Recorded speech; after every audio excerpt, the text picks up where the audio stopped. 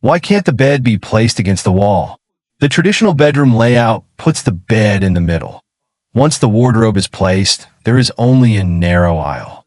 The child has to stumble every time he walks in and out. I want a study area at the end of the bed, but there is no place to put the chair.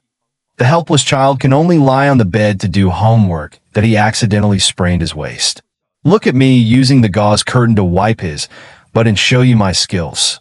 First, please ask your husband, who is as strong as an ox, to move the bed and place it against the wall. Stick soft pads on the inner wall so that you can sleep sweetly.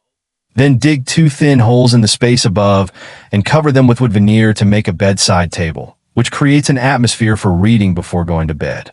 The second is that the large wardrobe next to it extends to the top, and the interior is full of hanging areas. It is very convenient to hang clothes and take them. Closing the cabinet door makes it tidier. 3. A desk is made next to the window, which is the child's study area, and it is brighter to read and study. For that, the entire wall opposite is made into a bookcase to store the child's extracurricular books and materials to cultivate a good habit of reading from an early age. Finally, let's take a look at the overall effect of the bedroom.